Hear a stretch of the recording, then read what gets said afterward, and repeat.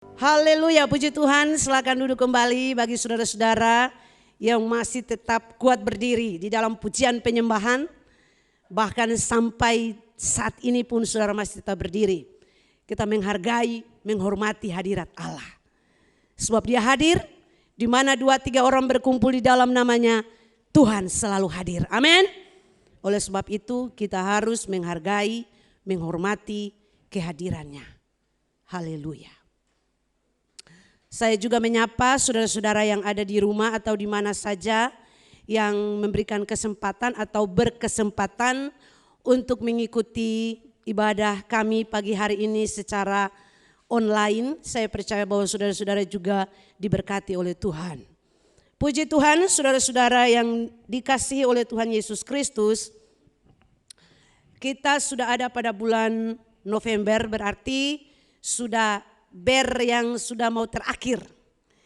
Dan kita sudah masuk dalam tema yang baru di dalam bulan November, yaitu kesabaran. Kita sudah beberapa minggu sudah mendengarkan khotbah tentang kesabaran, dan pagi hari ini juga saya akan berbicara kepada kita semua tentang bagaimana Allah memperhitungkan orang-orang yang sabar. Allah memperhitungkan orang-orang yang sabar. Haleluya. Mungkin saudara-saudara yang sudah mengikuti khotbah saya pada hari Selasa, ada yang mempraktekannya. Saudara-saudara, saya melihat seberapa tangan saudara yang diangkat, yang hadir waktu itu, yang perlahan-lahan saudara mempraktekannya. Bisa angkat tangan saudara? Haleluya. Terima kasih, terima kasih, terima kasih. Puji Tuhan. Rupanya firman Tuhan itu memang benar-benar luar biasa buat kita. Di saat kita renungkan, kita baca, kita renungkan, kita melakukannya, Tuhan pasti akan menolong kita. Karena berbicara tentang kesabaran, tidak dibangun dalam semalam. Katakan kepada kiri kananmu, kesabaran tidak dibangun dalam semalam. Ya, betul. Kesabaran tidak dibangun dalam semalam. Atau kesabaran itu tidak secara instan kita bisa lakukan. Oh, saya orang yang sabar, saya orang yang sabar, luar biasa, saya sudah sabar dari segala sesuatu. Itu omong kosong. Kita perlu belajar untuk bersabar. Dan kita sudah banyak belajar, bersabar harus dimulai dari diri kita sendiri, bersabar dengan diri, bersabar dengan sesama, bersabar dengan banyak orang, dan bersabar di dalam situasi, keadaan apapun yang kita alami, kita harus belajar untuk terus bersabar. Dan tidak ada seorang pun di antara kita hari ini sudah sempurna di dalam kesabarannya. Mungkin pagi hari ini juga ada yang datang dari rumah yang sabar. Apalagi kalau Pak itu lama-lama, atau yang lebih lama itu istri. Baganti satu kali yang cocok, masuk baganti yang lain dulu, pakai blus yang lain. Oh, betul kan, Seng? Beta pengalaman jadi beta tahu ibu-ibu seperti apa. Kalau sudah berpakaian yang rapi, lihat akan kurang bagus kah? Masuk ambil yang lain, ganti lagi. Padahal suami sudah tunggu dari tadi untuk ke ibadah, tapi dia masih paleu untuk cari baju yang mana yang cocok. Jadi bisa saja terjadi di hari Minggu pagi ada orang yang tidak sabar. Tapi saya beberapa hari ini saya belajar untuk harus menekan tensi. Saudara tahu kalau orang yang tidak sabar, tensinya pasti naik. Dan kalau tensi sudah naik, pasti akan terjadi kekacauan. Betul itu? Dan akibat dari ketidaksabaran itu sangat banyak dan sangat fatal. Itu terjadi. Dan sudah menjadi kesaksian saya minggu yang lalu, tidak sabar. Dan akhirnya kita harus sadar bahwa kita ini manusia yang belum sempurna. Seperti apa yang dikatakan oleh Rasul Paulus. Bahwa dia katakan dia ini orang yang paling berdosa. Dia adalah orang yang paling berdosa. Namun apa saudara-saudara, apa yang dikatakan oleh Paulus di dalam pertama Timotius pasal 1 ayat 16. Firman Tuhan berkata begini. Tetapi justru karena itu aku dikasihaninya, aku di sini Paulus, agar dalam diriku ini sebagai orang yang paling berdosa, Yesus Kristus menunjukkan kesabarannya. Dengan demikian, aku menjadi contoh bagi mereka yang kemudian percaya kepadanya dan mendapat hidup yang kekal. Maaf saudara, mata saya sudah kabur sekali dan saya coba belajar paksa saja untuk bisa baca di dalam tulisan-tulisan ini. Haleluya, saya sudah mesti pakai kacamata, tapi belum, nanti sedikit lagi. Haleluya. Nah di sini Paulus berkata bahwa dia tahu bahwa dirinya adalah orang yang paling berdosa. Bahkan dirinya penuh dengan kegeraman dan kemarahan. Dia tidak sabar melihat orang-orang Kristen itu harus dibunuh, harus dibantai, harus dibasmikan, supaya tidak terlihat lagi orang-orang yang menjadi pengikut Yesus. Namun apa yang terjadi? Di dalam keberadaannya sebagai orang yang paling berdosa, Paulus mengatakan bahwa Allah yang mengasihani dia, mengampuni dia, membebaskan dia, dan menjadikan dia milik Kristus. Supaya apa? Rasul Paulus bisa menjadi contoh bagi kita semua sebagai pengikut Kristus. Allah menunjukkan kesabarannya. Allah menunjukkan kasih-Nya.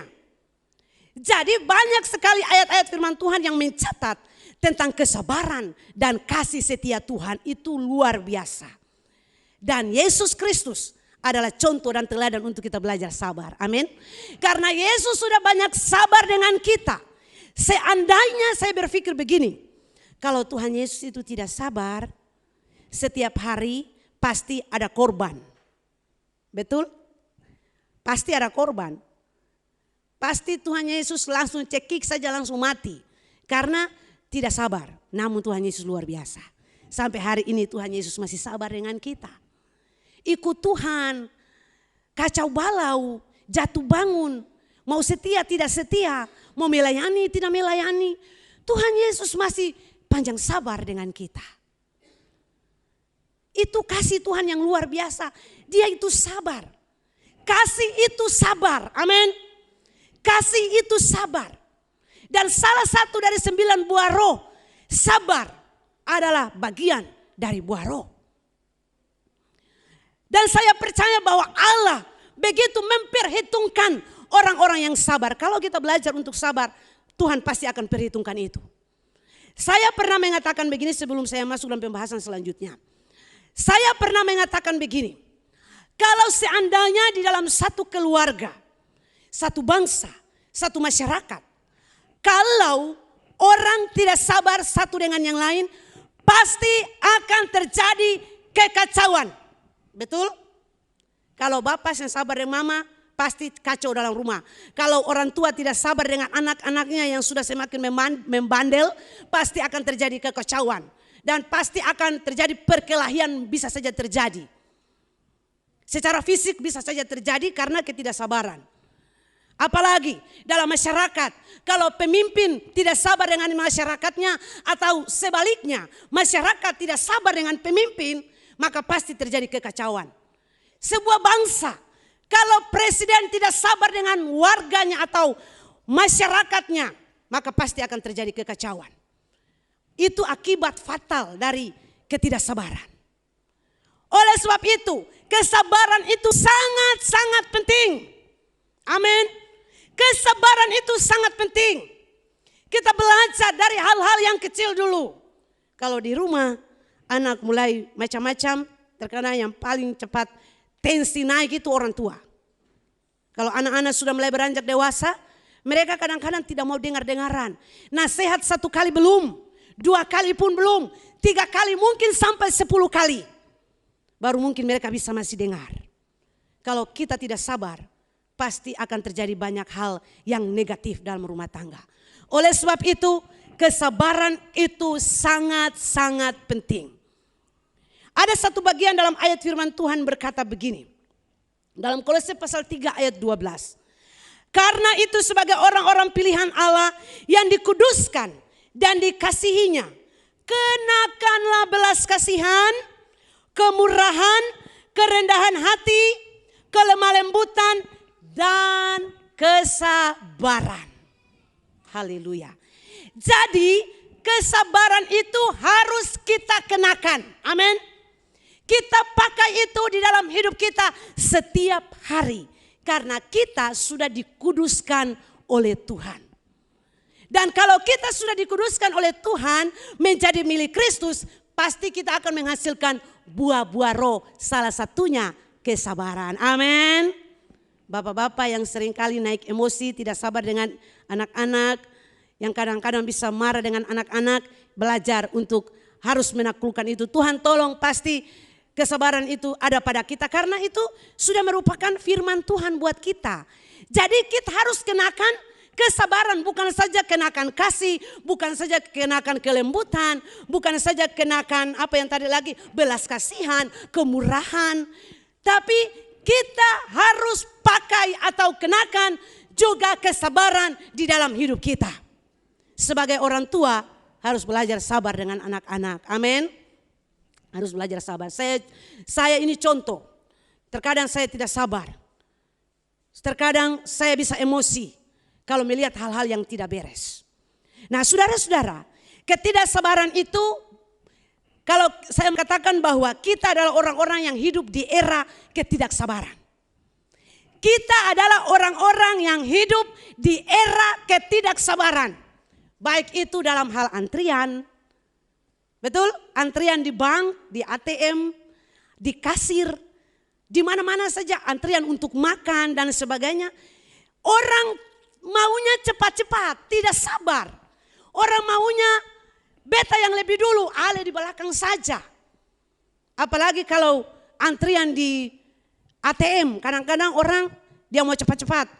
Orang ada antri setengah mati, dia yang dari belakang, dia langsung lari, langsung di depan. Semua orang kaget.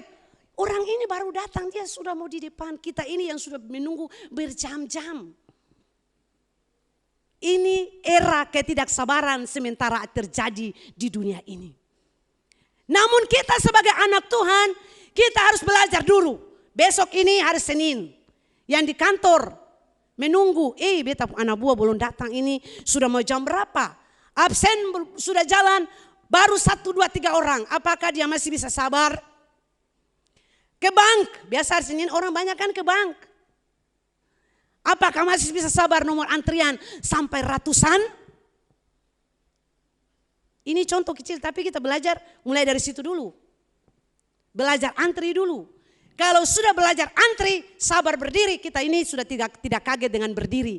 Karena kita orangnya suka berdiri dalam ibadah, memuji Tuhan. Amin. Jadi jangan suka bersungut kalau memuji Tuhan berdiri.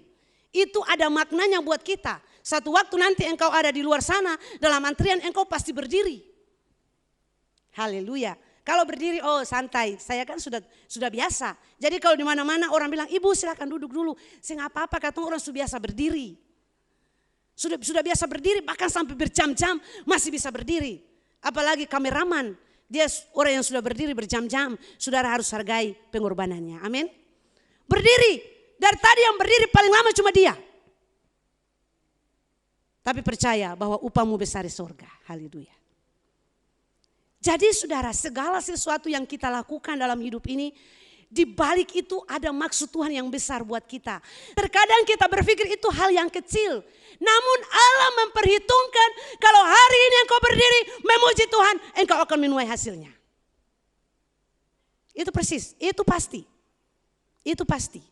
Jadi belajar dulu dari antrian, baru yang lain-lain sebagainya. Nah, kita akan belajar, saudara-saudara yang terkasih dalam Tuhan Yesus, Allah memperhitungkan kesabaran kita. Di sini saya akan berikan 5 saja tapi tidak panjang ya, saya menjelaskan tidak lama. Kurang lebih ada 5 tindakan kesabaran manusia yang diperhitungkan oleh Allah. Yang pertama, sabar terhadap orang lain.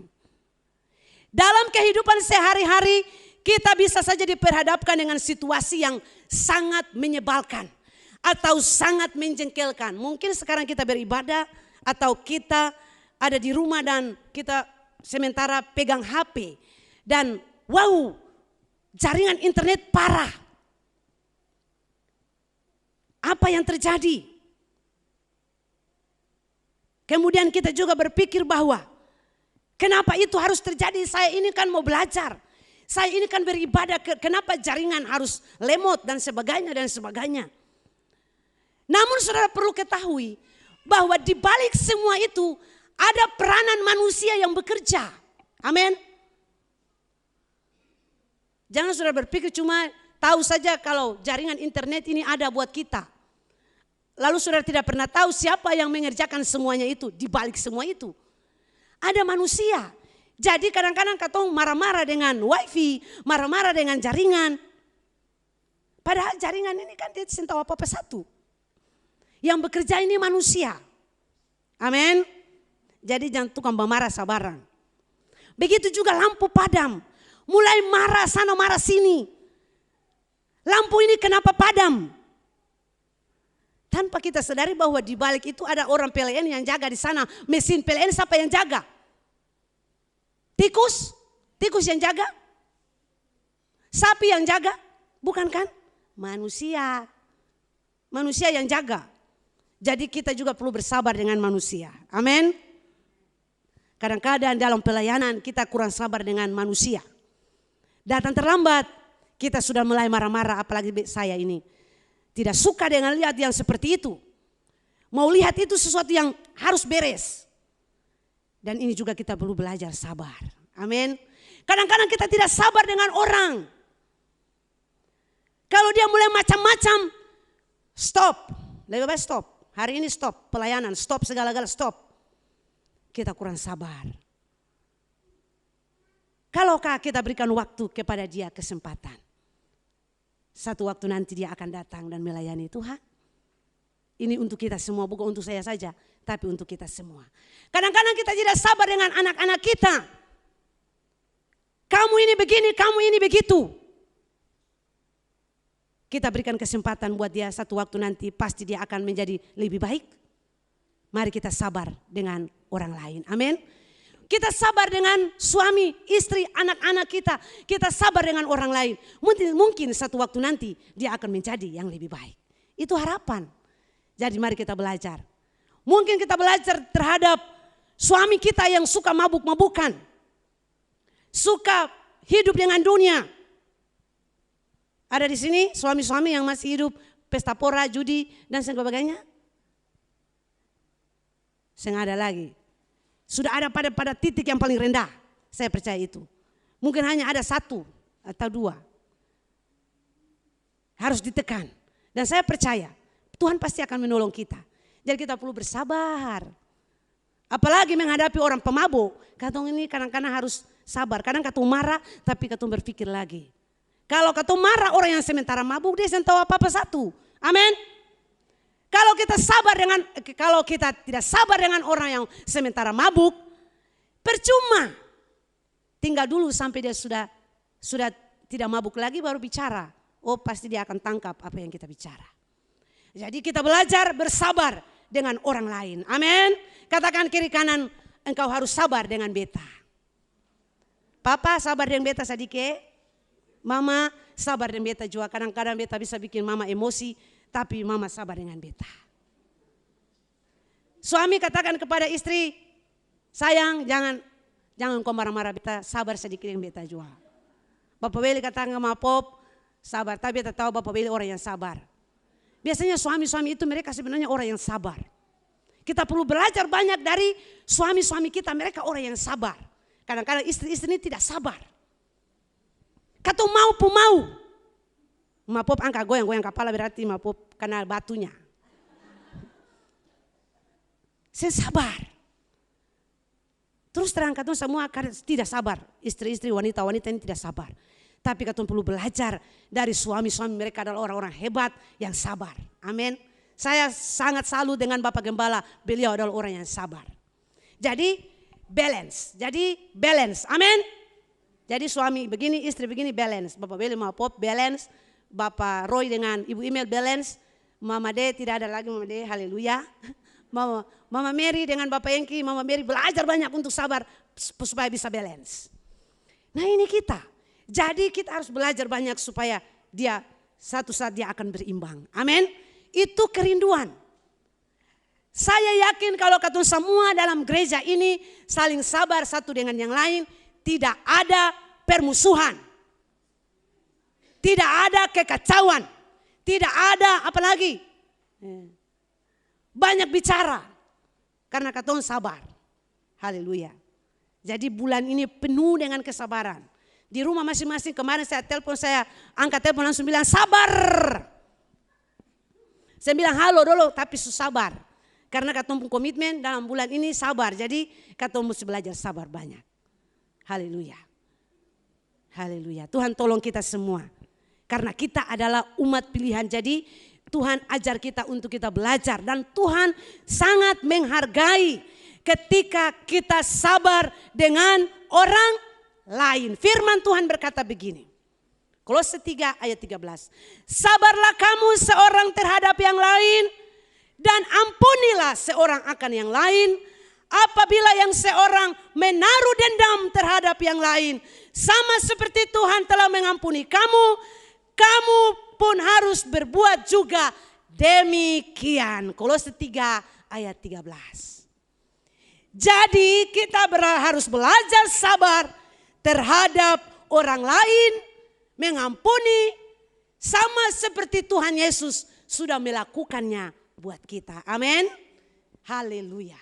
Tuhan Yesus sudah melakukannya buat kita. Kemudian selanjutnya kita lihat satu kebenaran juga dalam firman Tuhan.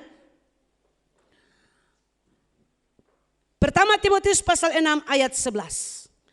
Tetapi engkau hai manusia Allah, jauhilah semuanya itu. Kejarlah keadilan, ibadah, kesetiaan, kasih, kesabaran, dan kelembutan.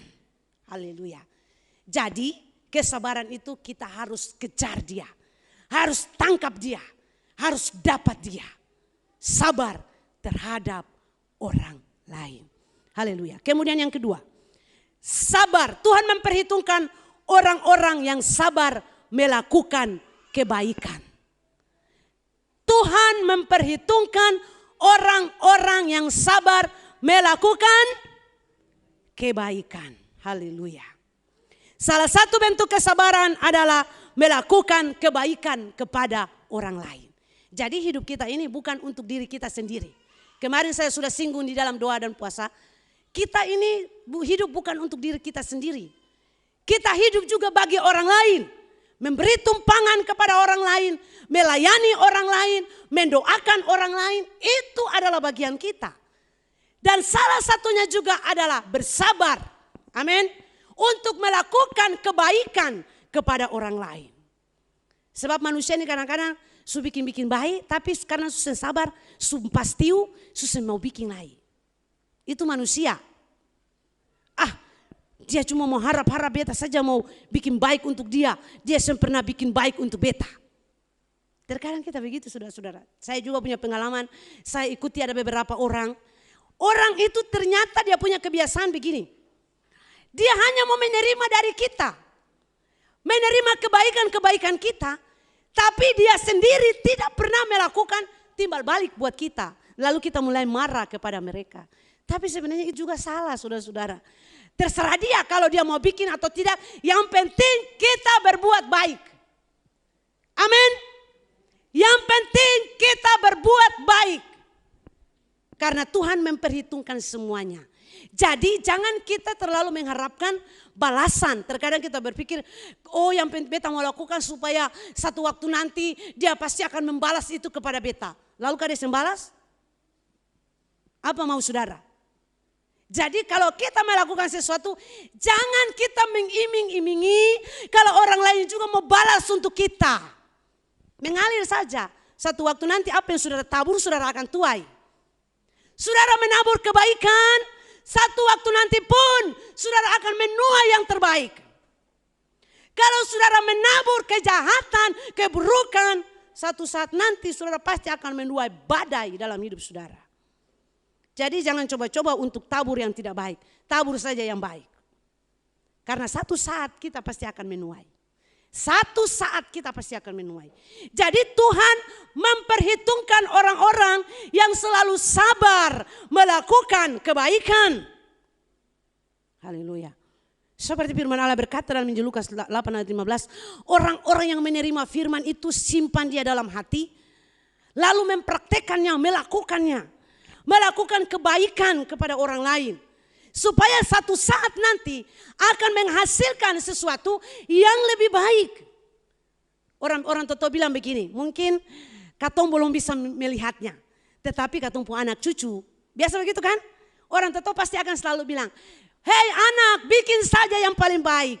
Satu waktu nanti engkau pasti akan tua yang baik. Mungkin sekarang engkau belum menuainya. Tapi satu waktu nanti anak-anakmu pasti mereka akan tuai. Jadi orang tua yang mau supaya anak-anaknya bisa mendapatkan sesuatu yang terbaik untuk masa depan mereka, engkau belajar tabur dari hari ini yang terbaik. Satu waktu nanti anak-anak saudara juga akan menuai yang terbaik. Orang tua tabur itu saya pernah salah saudara-saudara. Orang tua itu selalu menabur benih-benih yang terbaik buat kita.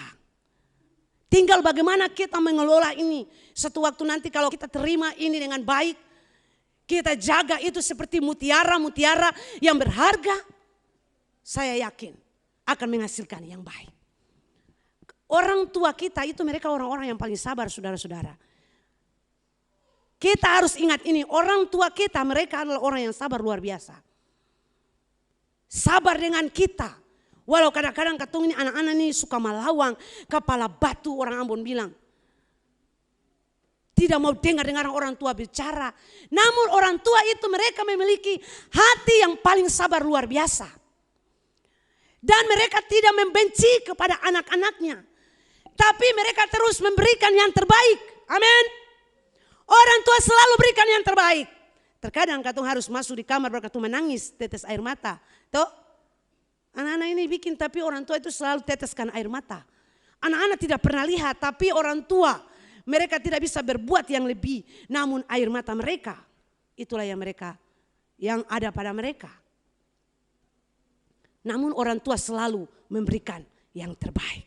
Mengeluarkan yang terbaik. Kesabaran tidak hanya diproduksi oleh Roh Kudus, tetapi juga menghasilkan buah kebaikan kepada orang lain.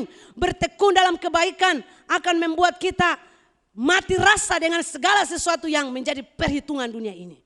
Jadi kalau kita belajar untuk melakukan yang terbaik, saya yakin itu akan menghasilkan yang terbaik yang luar biasa buat kita. Jadi kesabaran itu tidak hanya hasil dari karya Roh Kudus, tetapi bagaimana diri kita sendiri meresponinya. Amin. Menerimanya dan melakukannya, menghasilkannya berlipat kali ganda kepada orang lain. Di dalam hal kebaikan kita. Amin. Atau hari ini ada yang rancang kejahatan kepada orang? Nanti dulu sabar, hari ini pergi gereja dulu. Pulang baru-baru. Tapi kalau orang Kristen, orang yang percaya Yesus lahir baru tidak seperti itu. Amin. Rancangan-rancangan yang jahat itu tidak ada pada kita. Kita merancang yang baik-baik saja. Merancang kebaikan. Semua itu diperhitungkan oleh Tuhan. Saudara belajar dari Raja Daud. Dia sudah berhadapan dengan Saul. Cuma tinggal iris leher. Tapi apakah Daud melakukannya? Tidak. Bahkan hatinya bergetar-getar. Sebab Saul ini juga orang yang diurapi Tuhan. Dia belajar. Menghargai. Tidak melakukan kejahatan. Keburukan. Kepada orang yang diurapi oleh Tuhan. Menghargai pemimpin. Menghargai orang yang ada di atas kita. Menghormati mereka. Itu adalah tugas kita. Bahkan kita harus menghormati berlipat kali ganda orang-orang yang memberitakan firman Tuhan. Harus hormati, hargai. Karena mereka adalah orang-orang yang berjaga-jaga atas jiwa saudara. Harus menghargai mereka 2 kali lipat. Jangan seenaknya saja mau bikin yang jahat-jahat kepada pemimpin. Kepada orang yang lebih tua, orang yang senior dari kita. Walaupun dia mungkin seorang yang kecil, tapi kalau Tuhan sudah angkat dia sebagai pemimpin, harus menghormati dia. Harus menghargai dia. Amin. Belajar untuk menghargai itu. Supaya di dalam rumah saudara pun, anak-anak saudara menghargai saudara, menghormati saudara. Kalau di luar saja saudara tidak menghargai pemimpin saudara, bagaimana orang bisa hargai saudara? Firman Tuhan bilang kalau engkau mau supaya orang lain berbuat baik kepadamu, berbuat baik dulu kepada orang. Amin. Berbuat baik dulu kepada orang. Dia selalu bikin jahat-jahat, beta semua berbuat baik untuk dia. Itu bukan hidup kekristenan. Hidup kekristenan terbalik. Orang bikin jahat, katong terus berbuat baik. Amin. Bahkan orang yang jahat sekalipun katong mengampuni. Itu ajaran firman Tuhan. Dan luar biasa. Ajaran agama-agama lain saya tidak tahu, tapi ajaran kekristenan itu luar biasa dahsyat. Tuhan Yesus mengajar tentang kasih, kebaikan buat kita. Supaya kita juga belajar untuk melakukannya kepada orang lain. Dan Tuhan menghargai itu. Allah memperhitungkan orang-orang yang melakukan kebaikan. Kemudian yang berikut, Allah juga memperhitungkan orang-orang yang sabar. Di dalam hal menghargai, saya sudah singgung tadi, menghargai para pemimpin dan orang-orang yang lebih ada di atas kita. Menghargai, menghormati mereka. Karena kita menginginkan segala sesuatu yang terbaik itu terjadi atas kita. Haleluya. Jadi di mana-mana Rasul Paulus dalam pemberitaannya, dia selalu mengajarkan segala sesuatu yang terbaik kepada orang-orang yang percaya Tuhan Yesus. Supaya mereka juga menyebarkan kebaikan, menyebarkan kasih, menyebarkan kesabaran kepada orang-orang yang ada di sekitarnya. Saudara, kita hidup, sekali lagi saya mau ulang, kita hidup di era ketidaksabaran. Namun bagaimana kehadiran orang-orang Kristen menjadi berbeda di tengah-tengah ketidaksabaran itu. Amin. Saudara mau lakukan ini? Saudara, saya percaya Tuhan pasti akan menolong kita untuk melakukannya. Tuhan pasti akan menolong kita. Roh Kudus akan menguatkan kita untuk terus belajar bersabar di dalam melakukan segala sesuatu. Melakukan yang terbaik, sabar di dalam melakukan yang terbaik juga kepada orang-orang yang Tuhan percayakan untuk memimpin kita. Kita harus tunduk dan menghargai. Kemudian yang berikut, sabar dalam penderitaan. Kesabaran kita selalu diuji ketika kita ada dalam situasi yang tidak menyenangkan. Betul? Situasi-situasi yang tidak menyenangkan, di situ iman kita selalu dilatih, bukan iman, kesabaran kita selalu dilatih. Kesabaran kita selalu diuji ketika kita ada dalam situasi yang tidak menyenangkan. Tidak menyenangkan itu banyak.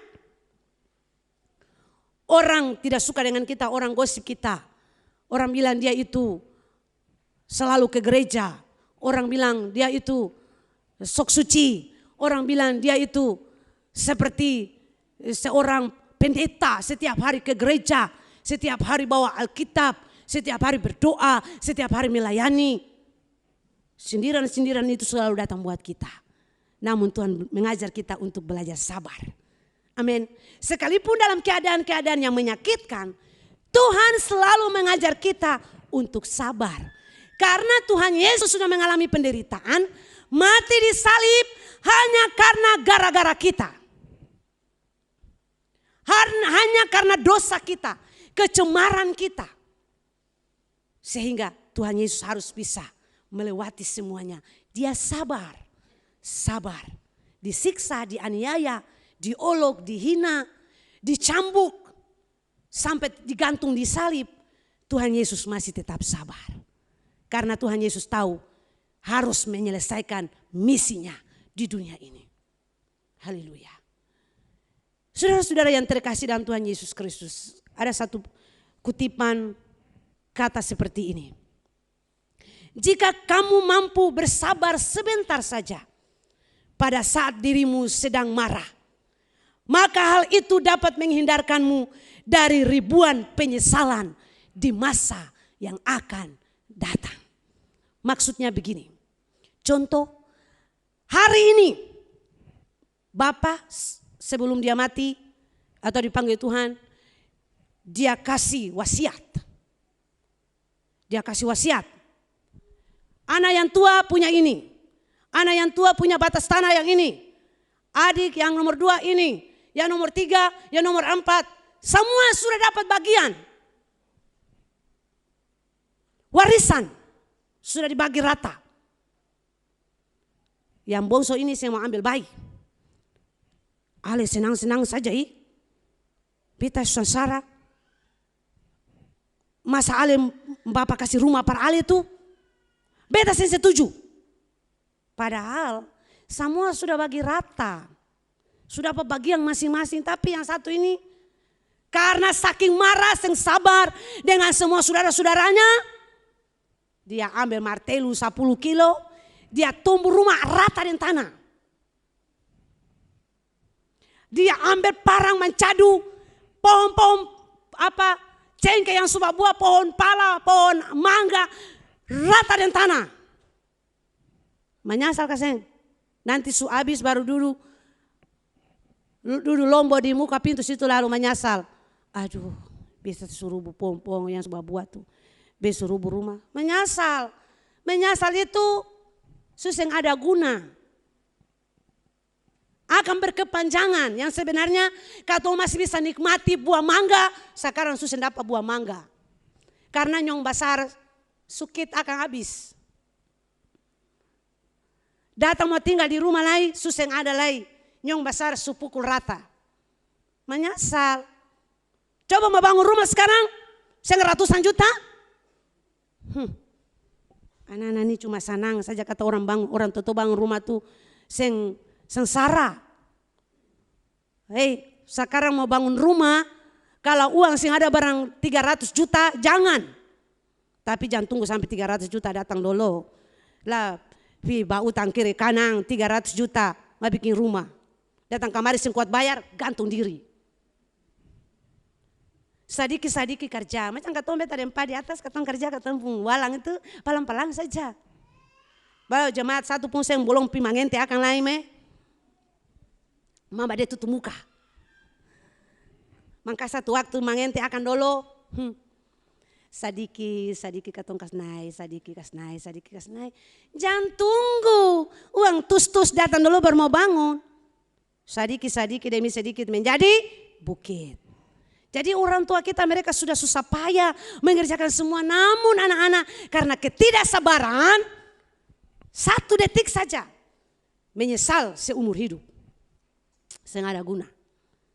Jadi saudara-saudara mari kita belajar. Sekalipun keadaan-keadaan di sekitar kita tidak enak. Ya.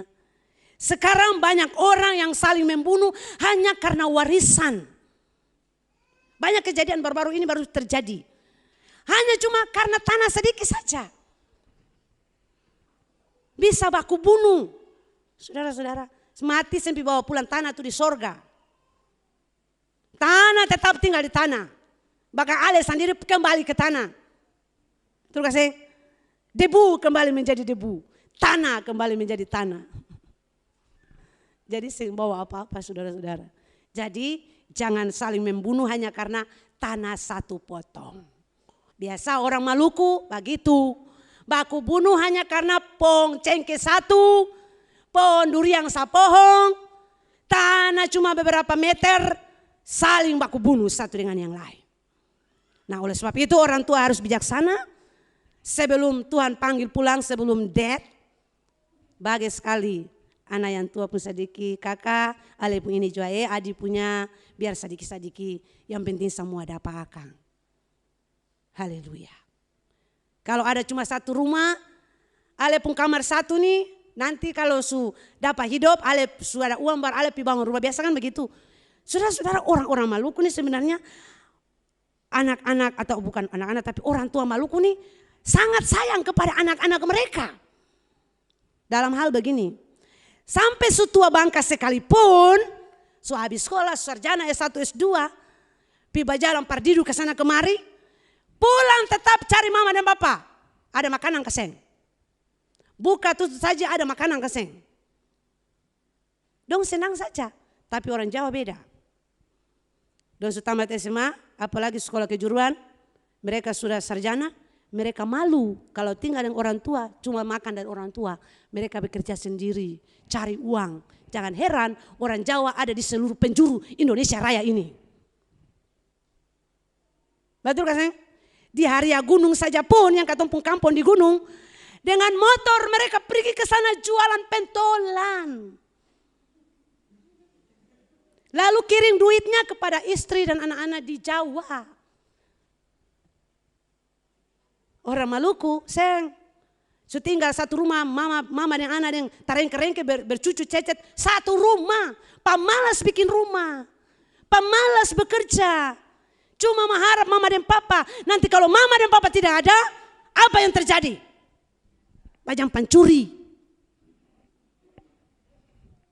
Lebih baik bertobat. Kalau sudah lebih dewasa, berpikir cerdas. Beta ini bisa kerja apa mendatangkan uang. Jangan cuma harap mama dan papa. Toh? Itu anak-anak zaman now ini yang seperti itu. Kalau sudah tamat sekolah, beta belum dapat kerja, ini beta bisa usaha apakah? Pi OJK saja jangan malu-malu. Kan sudah dapat uang. Orang kan sing kasih uang 100.000 pas saudara satu hari itu. Saudara bekerja dengan keringat. Biar mama bilang, ini cuma pi ojek saja, saya ada kerja lain. Kerja saja, satu waktu Tuhan angkat naik tinggi, saya selalu bilang, Apin tenang saja. Dia kakak Sony itu, dulu dia kerja di toko, angkat barang-barang, pikul barang-barang, harus tunduk kepada orang yang di toko, pemajikan. Tapi satu saat Tuhan bisa angkat, perlahan-lahan. Tuhan bisa angkat kita instan dan juga terkadang kita harus lewati banyak hal. Sampai kita ada di atas. Oh sengo, firman Tuhan bilang kata, jangan kamu tidak akan menjadi ekor, tapi kepala. Ya itu firman Tuhan. Tapi untuk mencapainya itu bukan cuma bicara-bicara. Toh? Oh nanti satu saat kau jadi kepala. Lalu duduk ongkang kaki, senang sah. Tuhan bilang anak ini mau jadi kepala kumpa malas begini. Harus rajin supaya bisa jadi kepala. Lihat orang yang menjadi pemimpin besar itu mereka sudah bayar harga. Bayar harga. Baru bisa dapat yang besar. Mau jadi pegawai yang sukses yang diangkat harus bayar harga. Disiplin yang kecil saja masuk terlambat kong. Mau naik pangkat tidak mau nol. Kedisiplinan itu penting. Disiplin baru diangkat. Sekarang kalau orang yang disiplin, ale pun tanpa di bawah. Orang lihat itu ale punya disiplin, kedisiplinan hidup. Karakter diimbangi semuanya, engkau pasti di atas. Itu sudah harga mati. Jangan pikir-pikir mau senang saja hidup kalabur ke sana kemari, mau jadi pemimpin. Tidak akan mungkin. Amin. Jangan ada mata heri-heri ke sini. Jadi begitu, ya saudara-saudara. Kita harus bersabar, menunggu seperti seorang petani. Dia harus tunggu bersabar sampai tiba waktunya dia akan petik hasil dari apa yang dia tanam. Haleluya, itu adalah kesabaran. Jadi kesabaran kita semua diuji setiap hari, setiap waktu dalam keadaan-keadaan yang sukar, yang mungkin tidak bisa kita terima. Tetapi disitulah kesabaran kita pasti akan bertumbuh. Haleluya. Katakan kepada dirimu, Tuhan tolong saya. Sepanjang minggu ini saya mau bertumbuh dalam kesabaran. Saya mau belajar sabar dengan anak-anak. Saya mau belajar sabar dengan orang lain. Tuhan tolong saya. Saya yakin Tuhan memperhitungkan semua niat baik hati kita. Amin. Kalau kau punya niat baik untuk belajar sabar, Tuhan pasti akan tolong.